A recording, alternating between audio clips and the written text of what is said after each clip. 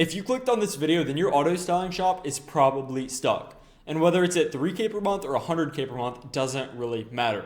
The fact is, it's not growing the way that you want it to, and that's a problem that you need to solve. In business, they say if you're not growing, you're shrinking. And that's especially true for a low barrier to entry, high competition business like auto styling. There's a new shop opening up every single week trying to take market share from you, and if you're not maintaining growth, they're going to be successful with that. And sometimes it's going to be tricky to identify what you need to do in order to keep the business growing, but it's the highest leverage task that you can possibly do in the entire business. And if you're not doing it, someone in a different shop is, and they're taking your customers. So right now, there's probably a ton of little tasks that you do on a day-to-day basis, but there's probably not much, if anything, that you do to actually drive the business forward.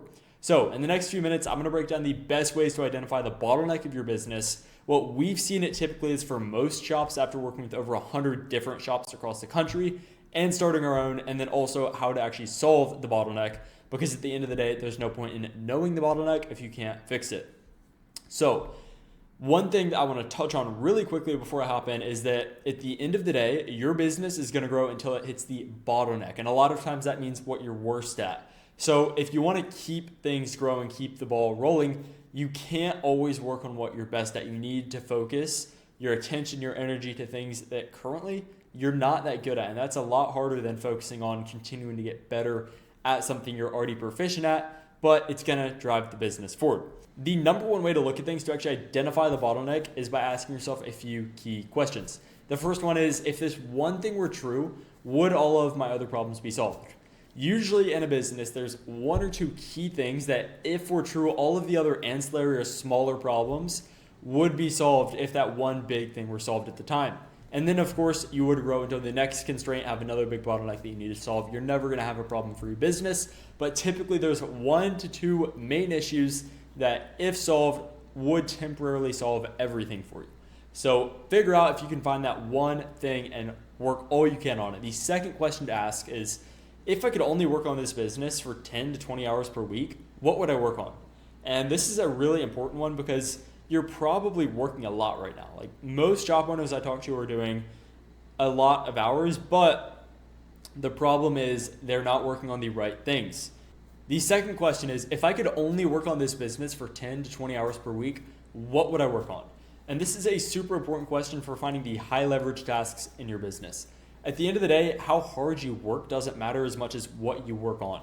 You can have a gardener working 12, 14, 15 hours a day, but they're never going to make as much money as a businessman who's working to find bottlenecks in his business, delegating tasks, and working on what's actually moving the business forward based on his constraints. And both people can be working 12 to 14 hours per day, but the output of their work is going to be extremely different based on the inputs they do or the problems they're trying to solve. So figure out, if you had limited time, what would you work on to push things forward the most? Then the third question is going to be, if I wanted to kill the business as quick as possible, what would the fastest way to do so be? Now, a lot of times here, you're going to have a very similar answer to the, if this one thing were true, all my problems would be solved. If this one thing were true, my business would be dead. And that's going to be a key thing that you need to look at and make sure that you're focusing on, and probably not just maintaining, but growing in, because that's a staple in the business. Now, just like answers to number 1 and 3, as I just said, are often common, all 3 of these questions are often going to have common, similar, or same answers. And the reason is they all lead down the same path. What are the key components of the business that need to get moved? So once you've answered all these 3, and actually take some time, identify the real answers. And once you've done so, find the issue and spend all of your time fixing it.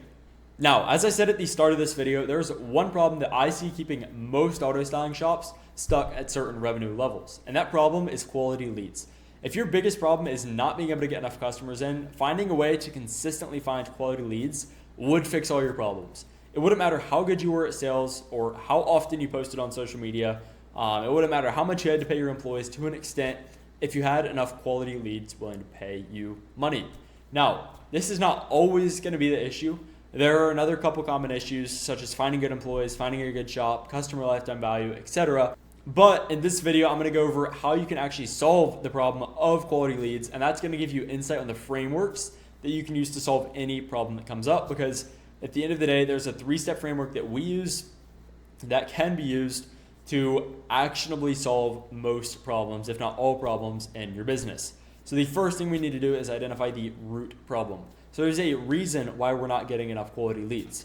And typically the reason is going to be we don't have enough attention or we don't have the right attention. So the first step to solving any problem inside your business is identifying, okay, underneath of this problem, what's causing it or what's causing the problem.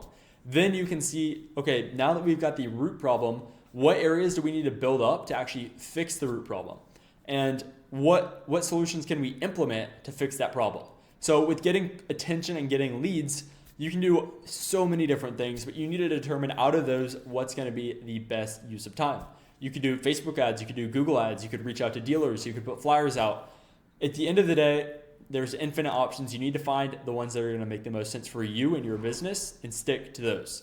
So with Facebook ads, you're going to get a lot of leads. It's going to be really cheap, but they're going to be lower quality leads.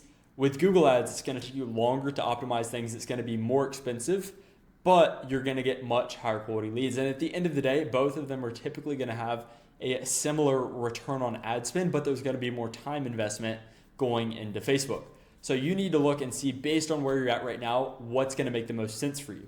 Is it a quick solution like Facebook where you get a ton of leads extremely fast, but they're lower quality? Or is it building a long-term solution like Google where, yes, it takes longer, it takes more money, but over the long term, you're going to be more profitable on the Google side, not because you're bringing more revenue, but because you have less cost to actually close those leads.